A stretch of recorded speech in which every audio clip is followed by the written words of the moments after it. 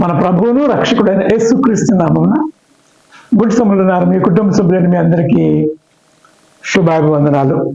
దేవుని యొక్క మహాకృపను బట్టి గతించిన నెలంతా దేవుడు తన కృపలో మనందరినీ కాపాడి సంరక్షించి మన బ్రతుకులో నూతన నెలలోనికి ప్రవేశపెట్టి ఆయన సన్నిధానంలో ఆయన బిడ్డలుగా ఆయన నామాన్ని కనపరచడానికి, స్తుతించడానికి, ఆరాధించడానికి,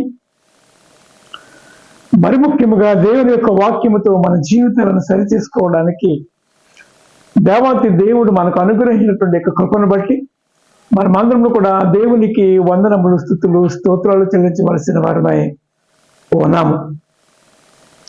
దేవుని యొక్క మహాకృపను బట్టి మనమందరము కూడా లెంటులోని త్రిత్వములోని 14వ ఆదివారంలోనికి వచ్చి ఉన్నాం. త్రిత్వములోని 14వ ఆదివారంలో అంటే దాదాపు సగం వారాలు గడిచిపోయాయి ఈ త్రిత్వాదివారాలు. దేవుడు తన వాక్యము ద్వారా ఎప్పటికప్పుడు మనందరితో మాట్లాడుతూ ఉన్నాడు. నిత్య రాజ్యమునకు వారసులుగా చేయాలని, మనమందరము కూడా నిత్య రాజ్యమునకు వారసులుగా ఉండాలి అనేది దేవతి దేవుని యొక్క సంకల్పమై ఉన్నది. కాబట్టి మనమందరము కూడా దేవుడు మనకు అనుగ్రహించినటువంటి నూతన నెలను బట్టి సెప్టెంబర్ మాసములోనికి మొదటి రోజులోనికి మనం ప్రవేశించి ఉన్నాం. ఈ నెలంతా కూడా దేవుడు తన కృపలో మనల్ని కాపాడి సంరక్షించి మన పనులలో, మన ప్రయాణంలో, సమస్తములో కూడా తన కృపను మన మీద ఉంచి ఆయన బిడ్డలుగా ఆయన నామాన్ని కనపరిచే వారిగా ఉండడానికి మరి దేవుని యొక్క సహాయాన్ని మనం అందరం కోరుకుందాం. మరి అంత మాత్రమే కాదు కానీ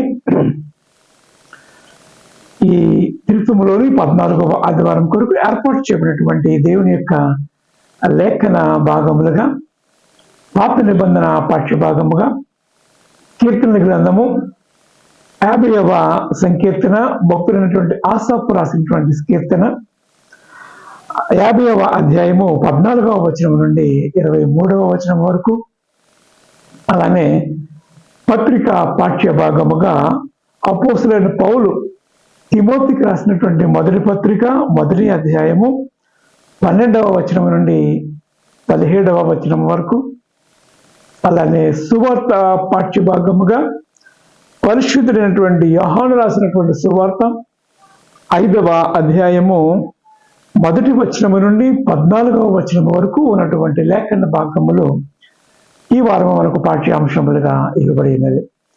దేవుని యొక్క లేఖనమును ధ్యానం చేయడానికి ముందు ఆత్మదేవుని సహాయాన్ని కోరుకుందాం. కృపయు కనికరము గల ప్రియ పరమ తండ్రి, వందనములు, స్తుతులు, స్తోత్రాలు నాయన. దేవా, నీ కృపను బట్టి గతించిన నెలంతా నీ కృపలో మమ్మల్ని కాపాడడానికి వందనాలు. దేవా, లోతులోనికి నాయన మేమందరం ప్రవేశించాము, అందుని బట్టి వందనాలు చెల్లిస్తూ ఉన్నాం. మీరందరితో మాపై, మా పనులపై, మా కుటుంబములపై, మా సంఘములపై నీ కృప కలుగును గాక. దేవా, ఈ నిమిషం నీ వాక్యమును ధ్యానించగా నీ ఆత్మ చేత నన్ను మమ్మల్ని నడిపించండి. నా నోటి మాటలు, నా హృదయ ధ్యానం నీ దృష్టికి అంగీకారములుగా చేయండి. మహిమ పొందుకోమని నీ ప్రియ కుమారుడు మా రక్షకుడైన యేసుక్రీస్తు నామమున ప్రార్థించి వేడుకొనుచున్నాము తండ్రి, ఆమేన్. లోని ఈ 14వ ఆదివారం కొరకు ఏర్పాటు చేయబడినటువంటి ఈ 3 లేఖనములు మనం ఆలోచన చేస్తూ ఉన్నప్పుడు మరి ముఖ్యముగా పాత నిబంధన పాఠ్యభాగమైనటువంటి 50వ సంకీర్తనలో భక్తులైనటువంటి ఆసాపు దేవునికి ప్రార్థన చేసినప్పుడు ఆసాపు ద్వారా దేవుడు మాట్లాడుతున్నటువంటి మాట ఏంటంటే, ఇశ్రాయేలు ప్రజలతో మీరు భక్తి కలిగి ఉండండి, మీ ప్రవర్తన దిద్దుకొనండి, మీ అర్పించే బలు నాకు అవసరం లేదు, కానీ మీరు నాకు ఇష్టమైనటువంటి వ్యక్తులుగా మీరు మారాలి అనేటువంటి మాటను జ్ఞాపకం చేస్తూ స్తుతి చెల్లించండి, స్తుతియాగము చెల్లించండి, కృతజ్ఞతాస్తుతులు చెల్లించేవారుగా ఉండండి, భక్తి కలిగిన వారుగా ఉండండి, భయము కలిగిన వారుగా ఉండండి అనేటువంటి మాటను జ్ఞాపకం చేస్తూ నేను మిమ్మల్ని దర్శిస్తూ ఉన్నప్పుడు మీరు నాకు ప్రియమైన బిడ్డలుగా ఉండాలి అని నేను కోరుకుంటున్నాను కాబట్టి నేను మిమ్మల్ని గద్దిస్తూ ఉన్నాను. మీరు దిద్దుబాటు మీరు అసహ్యం చేసుకుంటూ ఉన్నారు, కానీ మీరు నాకు ప్రియమైన బిడ్డలుగా ఉండాలి అంటే నా దిద్దుబాటును మీరు, నా మాటకు మీరు విధేయత చూపించి మీ జీవితాన్ని దిద్దుకోండి అనేటువంటి మాటను ఇక్కడ జ్ఞాపకం చేస్తూ ఉన్నాడు. ఇంకా ఆలోచన చేస్తూ ఉన్నప్పుడు, దిద్దుబాటు నీకు అసహ్యము కదా, నీవు నా మాటను అంగీకరించి నా మాటను వెనుకకు ఎందుకు త్రోసివేస్తూ ఉన్నావు అనేటువంటి మాటను జ్ఞాపకం చేస్తూ ఉన్నాడు. మీరు జ్ఞాపకం చేసుకోండి, మీరు నా మాట వినకపోతే 22వ వచనంలో అంటున్నాడు, ఇది ఇశ్రాయేలు ప్రజలతో మాట్లాడుతూ ఉన్నాడు. అయితే ఈ ఉదయకాల సమయంలో దేవుడు మనతో కూడా మాట్లాడుతూ ఉన్నాడు అనేటువంటి మాటను జ్ఞాపకం చేసుకొని ఆయన అంటూ ఉన్నాడు, దేవుని మరచివారులారా దీన్ని యోచించుడి, లేని ఎడల నేను మమ్మల్ని చీల్చివేయుదును, తప్పించేవాడు ఒకడును లేకపోవును అని హెచ్చరిక చేస్తూ, స్తుతియాగము అర్పించేవాడు నన్ను మహిమపరచు ఉన్నాడు, నేను వానికి దేవుని రక్షణ కనపరిచినట్లు వాడు మార్గము సిద్ధపరచుకొనును. దేవుని నామమునకు మహిమ కలుగును గాక. స్తుతియాగము చెల్లించాలి. మన జీవితంలో నీతి లేని మనలను నీతిమంతులుగా చేయడానికి తన విశేషమైనటువంటి కృపను మన చూపుతూ ఉన్నాడు. కాబట్టి మీరు దేవుని వైపు తిరగండి, దేవుని మరచివారులారా. మీరు దేవునికి దూరముగా ఉంటే దేవుని రాజ్యానికి కూడా దూరం అయిపోతూ ఉన్నారు అనేటువంటి మాటను జ్ఞాపకం చేస్తూ హెచ్చరిక చేస్తూ ఉన్నాడు. అలానే ఈ సువార్త పాఠంలోకి మనం వస్తూ ఉంటున్నప్పుడు ఆయన ఈ లోకములోనికి ఎందుకు వచ్చాడో అనే విషయాన్ని ఇక్కడ తెలియజేస్తూ ఉన్నాడు. అనేక ఆశ్చర్య కార్యములు, అద్భుతములు, ఆ కోనేటి దగ్గర ఉన్నటువంటి వ్యక్తిని స్వస్థపరచడం, స్వస్థపరిచిన వ్యక్తి ఎవరో నాకు తెలియదు అంటే తిరిగి మరలా దేవుడు అతనితో మాట్లాడడం, ఆయన ఎవరో ఏమై ఉన్నాడు, నన్ను స్వస్థపరిచిన వాడు యేసు అని ఆయన సాక్ష్యం చెప్పడం మనము చూస్తూ ఉన్నాం. అంటే యేసయ్య మనకు సహాయం చేయడానికి వచ్చాడు. పాపము నుండి, బానిసత్వము నుండి, దాసత్వము నుండి, అంటే పాపం అనే దాసత్వం నుంచి మనల్ని విడిపించి స్వతంత్రుడిగా చేయడానికి. అక్కడ ఆ వ్యక్తితో కూడా అదే చెప్పాడు, నీవు స్వస్థత పొందావు కాబట్టి జాగ్రత్త కలిగి ఉండము, భక్తి కలిగి ఉండము అనేటువంటి మాటను ఇక్కడ చూస్తూ ఉన్నాం.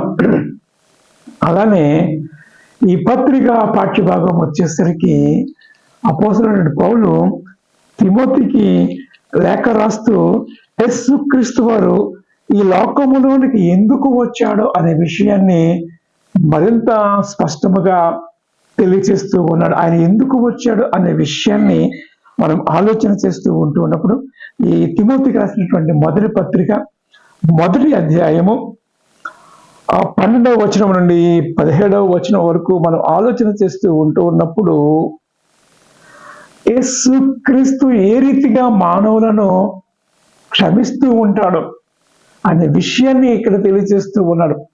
అంత మాత్రమే కాదు, కానీ తనకు వ్యతిరేకముగా ఉన్న వాళ్ళని సహితము ఆయన ప్రేమించి తన కృపకు పాత్రులుగా, తన పరిచర్య కొరకు అలాంటి వారిని కూడా దేవుడు ఎన్నుకుంటాడు అనేటువంటి మాటను ఇక్కడ జ్ఞాపకం చేస్తూ అంటూ ఉన్నాడు. పూర్వము దోషకుడును హింసకుడును హానికరుడు నన్ను తన పరిచర్యకు నియమించి నమ్మకమైన వానిగా ఎంచినందుకు నన్ను బలపరిచినటువంటి మన ప్రభువైన యేసుక్రీస్తులకు కృతజ్ఞుడినై ఉన్నాను.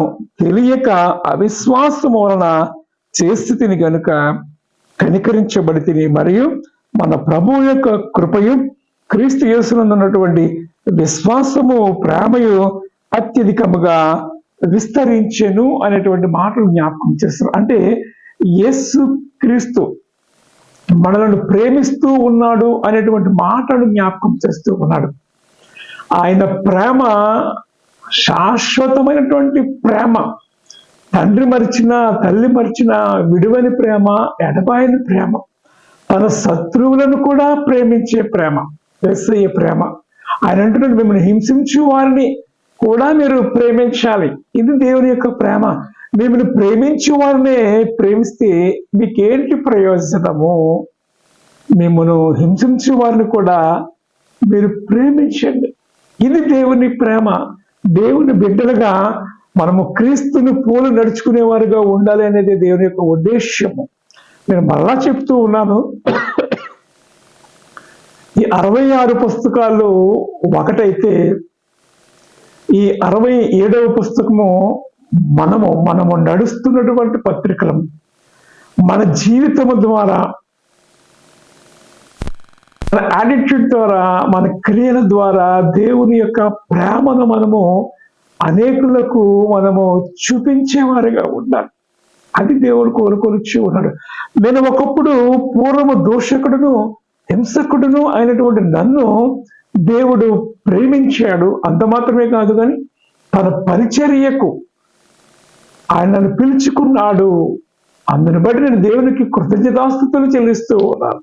నేను తెలియక చేసినటువంటి అన్ని కూడా నన్ను క్షమించేశాడు. నన్ను క్షమించేసి నూతన సృష్టిగా చేశాడు.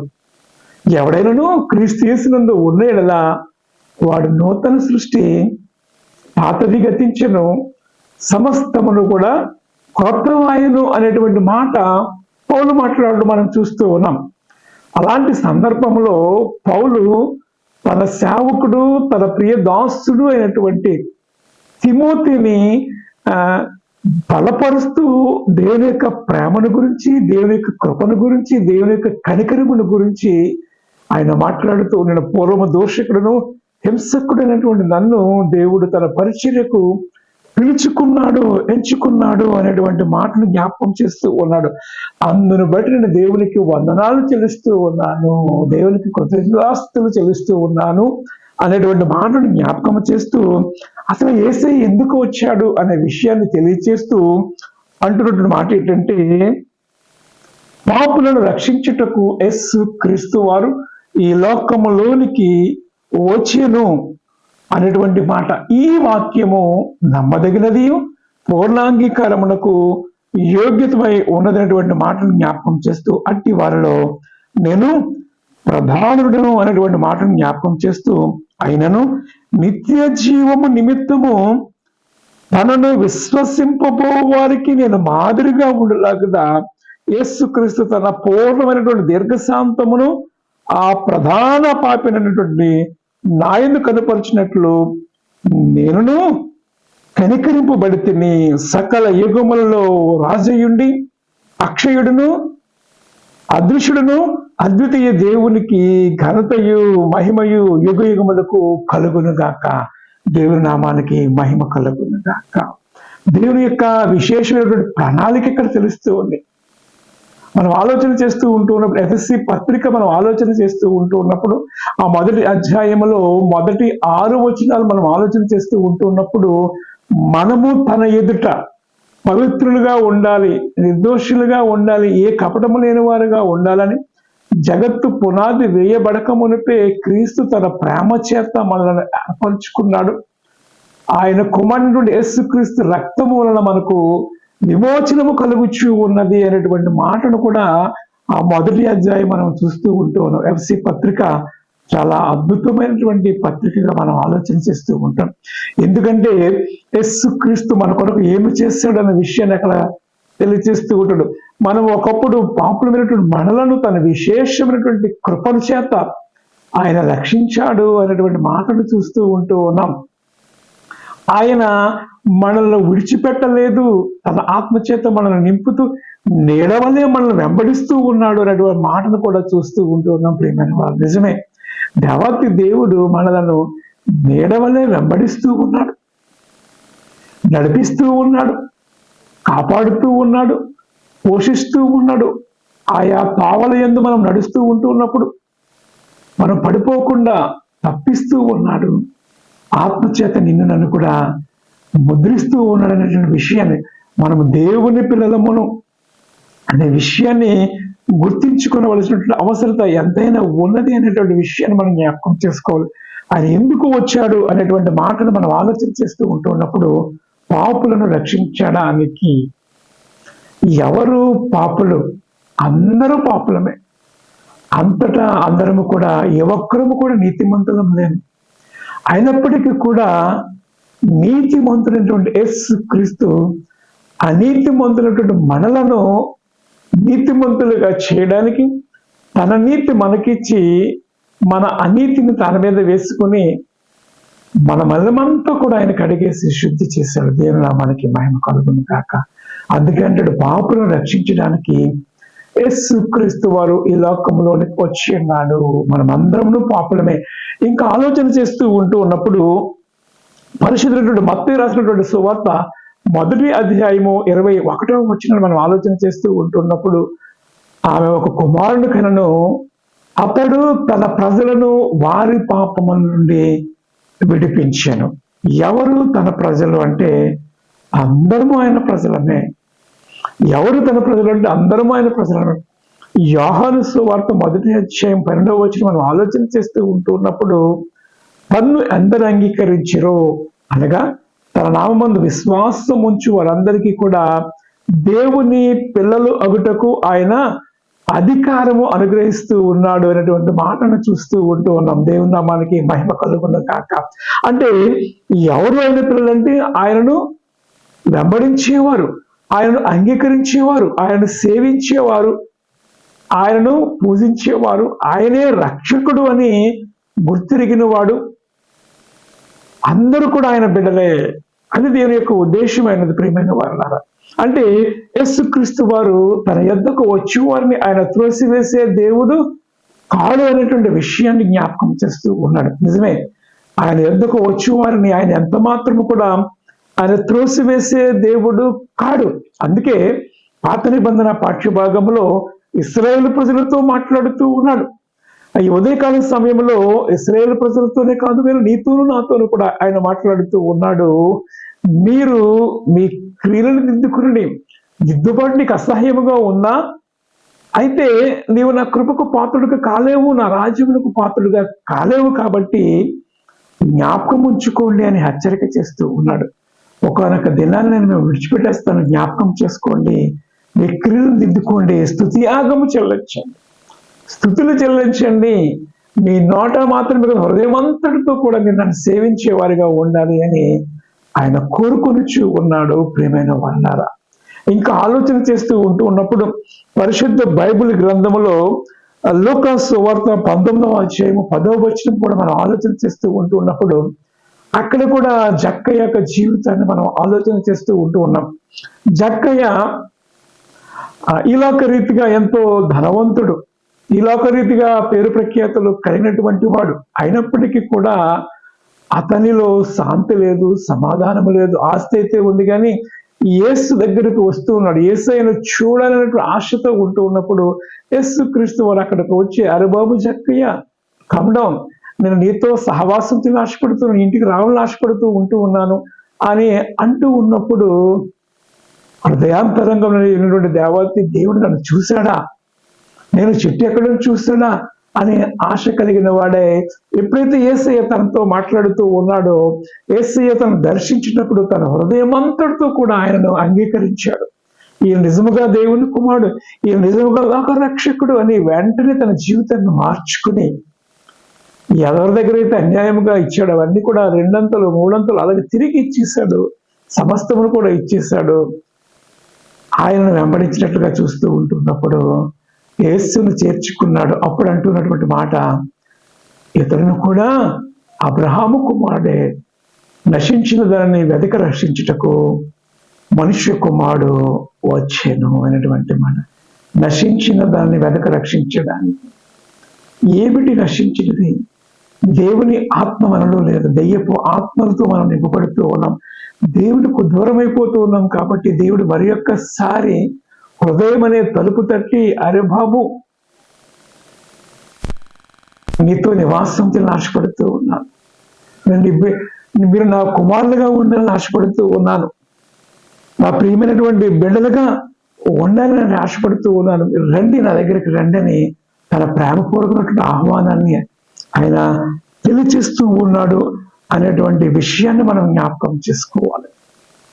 యేసయ్య ఎవరంటే నీ కొరకు ప్రాణం పెట్టినవాడు. యేసయ్య ఎవరంటే నీ కొరకు తిరిగి లేచిన వాడు. యేసయ్య ఎవరంటే నీ పక్షమున వాద్యమాడువాడు. యేసయ్య ఎవరంటే నీకు తోడుగా ఉన్నవాడు. యేసయ్య ఎవరంటే నీకు నీడగా ఉన్నవాడు, నిన్ను వెంబడించేవాడు, నిన్ను కాపాడువాడు, కునికనివాడు, నిద్రపోనివాడు, సంరక్షించేవాడు, పోషించేవాడు. ఇంత గొప్ప దేవుడు నిన్ను మరి ఒక్కసారి ఉదయకాల సమయంలో నేను నీ కొరికే వచ్చాను, నిన్ను రక్షించడానికి వచ్చాను, నిన్ను విమోచించడానికి వచ్చాను అని ఆయన మాట్లాడుతూ ఉన్నాడు. ప్రియమైన వాళ్ళారా, మనం ఆలోచన చేస్తూ ఉన్నప్పుడు తప్పిపోయిన కుమారుడి జీవితంలో దేవునికి దూరం అయిపోయిన తర్వాత తన స్థితి ఏమైపోయింది, నేను దేవునితో ఉన్నప్పుడు ఎలా ఉన్నాను, దేవునికి దూరం అయిపోయినప్పుడు ఎలా ఉన్నాను అని ఆలోచన చేస్తూ ఉంటున్నప్పుడు ఎప్పుడైతే పశ్చాత్తాపడ్డాడో అతడు పరిగెట్టుకుని తండ్రి దగ్గర రావాలని ఆశపడుతూ ఉన్నాడు. అలానే తండ్రి కూడా నా కుమారుడు ఎప్పుడు నా దగ్గరకు వస్తాడని ఎదురు చూస్తూ ఉన్నాడు. ఇది తండ్రి ప్రేమ. ఆయన ఈ ఉదయకాల సమయంలో నేను రక్షించడానికి నా కుమారుడా, నా కుమార్తె, నేను నీ కొరకే వచ్చాను, నేను విమోచించడానికి వచ్చాను అని ఆయన మాట్లాడుతూ ఉన్నాడు. ప్రియమైన వాళ్ళారా, ఇంకా ఆలోచన చేస్తూ ఉంటున్నప్పుడు అపోస్తుల కార్యముల గ్రంథము 4వ అధ్యాయము 12వ వచనములో పౌలు అంటాడు, ఆయన ఎవరు అంటే పాపులను రక్షించేవాడు మాత్రమే కాదు, కానీ ఆయన నామం ఒకటే, యేసు నామం ఒకటే. ఈ నామం తప్ప మరొక నామము మనకు లేదు. నేనే మార్గము, సత్యము, జీవనై ఉన్నాను, నా ద్వారా తప్ప ఎవడను కూడా పరలోకము చేరడు అని ఆయన చెప్పినటువంటి మాటను జ్ఞాపకం చేసుకుంటూ ఆయన అంటున్నాడు, ఈ నామంలోనే మనం రక్షణ పొందడము, మరి ఇంకా ఏ నామము లేదు, ఏ నామము లేదు. ఈయన నామం వలనే మనము రక్షణ పొందుతూ ఉన్నాము అనేటువంటి మాటను మనం చూస్తూ ఉంటూ ఉన్నాం. ప్రియమైన వాళ్ళని, అంటే యేసు నామము తప్ప మనకి ఏ నామము లేదు. అన్ని నామముల కంటే పైనామము యేసు నామం. ప్రతి వాని మోకాలు యేసు నామమును ఒప్పుకోవాలి, ఎందుకంటే ఆయనే రక్షకుడు.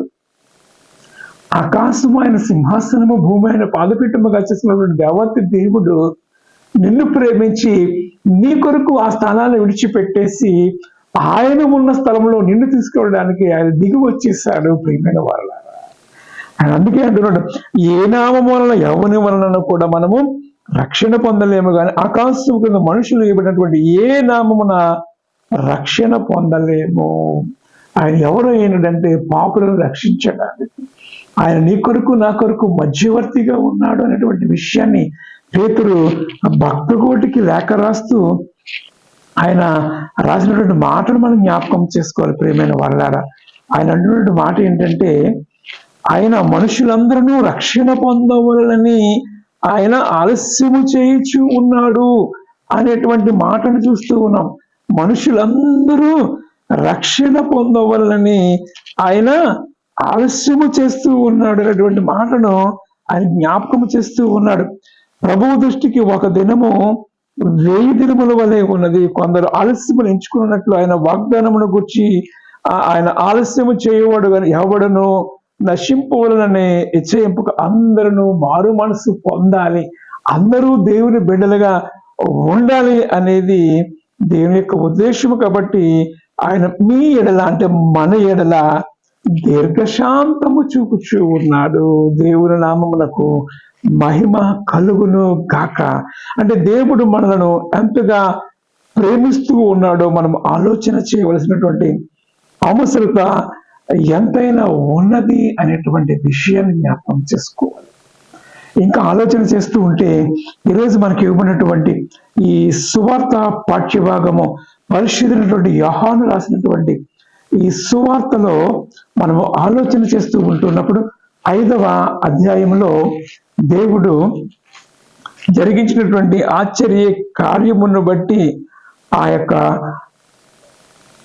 రాగితో మాట్లాడుతున్నటువంటి విషయాన్ని మనం మాట్లాడుతూ ఉన్నప్పుడు యేసు దేవాలయములో వారిని చూచి, ఇదిగో స్వస్థత నందివి, మరి ఎక్కువగా కీడు నీకు కలగకుండానట్లు ఇకను పాపమును చేయకము అని చెప్పాడు. ఇంకను ఎక్కువ కీడు కలగకుండా ఉండినట్లు, అంటే కీడు పాపము మనకి ఏం చేస్తుందంటే కీడు రప్పిస్తూ ఉంది, శాపమును రప్పిస్తూ ఉంది. వాటి నుంచి మనం దూరపడాలి అనేది దేవుని యొక్క ఉద్దేశమైనది. కనుక ఈ ఉదయకాల సమయంలో మరి ఒక్కసారి దేవుడు ఆ వ్యక్తితో మాట్లాడిన రీతిగా మనతో కూడా మాట్లాడబోయేది. నువ్వు కీడు చేయకండి, జ్ఞాపకం ఉంచుకోండి నా ప్రియమైన వారులారా, ప్రియమైన బిడ్డలారా అని మాట్లాడుతూ స్తుతియాగము చెల్లించండి, స్తుతియాగము చెల్లించండి.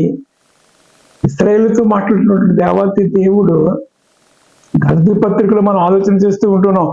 అబ్రహాము పొందినటువంటి ఆశీర్వచనము మనమును కూడా పొందుటకు యేసు క్రీస్తు మన కొరకు శాపమై ఉన్నాడు, శాపమైపోయింది ఉభయులను ఐక్యము చేశాడు అనేటువంటి మాటను చూస్తూ ఉంటూ ఉన్నాం.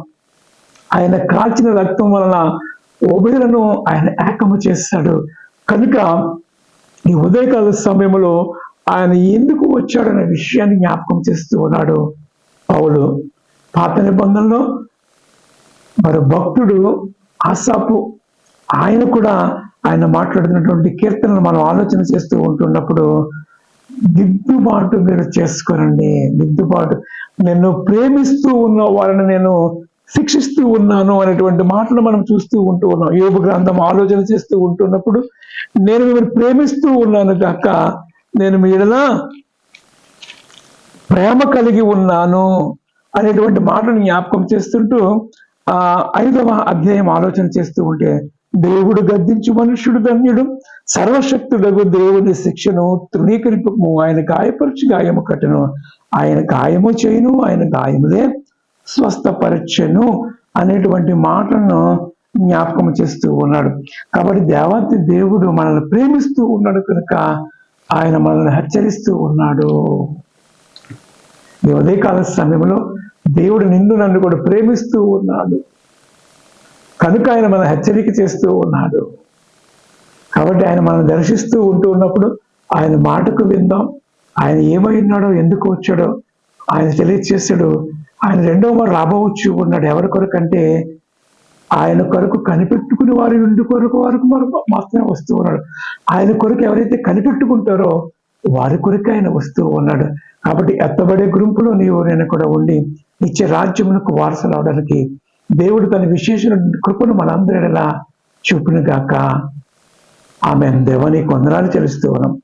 దేవాని కృపను బట్టి ఉదయకాల సమయంలో మాతో మాట్లాడినటువంటి విషయాన్ని బట్టి వందనాలు చెల్లిస్తూ ఉన్నాం. నీవు ప్రేమిస్తూ ఉన్నావు, క్షమిస్తూ ఉన్నావు, అందుని బట్టి వందనాలు చెల్లిస్తూ ఉన్నాం. నీ కృపకు పాత్రలుగా ఉండక నీ కృప అనుగ్రహించమని, ఈ వారం అంతటితో ఈ నెల అంతటితో నీ కృపా కాపుదల మా అందరికీ వచ్చి నడిపించి భయం పొందుకోమని నీ ప్రియకుమారుడు మా రక్షకుడైన యేసుక్రీస్తు నామమున ప్రార్థించి వేడుకొనుచున్నాము తండ్రి. ఆమేన్. మన తండ్రి దేవుని ప్రేమయు ప్రభువైన యేసుక్రీస్తు కృపయు ఆత్మదేవుని అన్యోన్య సహవాసము మీ అందరికీ సదాకాలము తోడేండును గాక. ఆమేన్.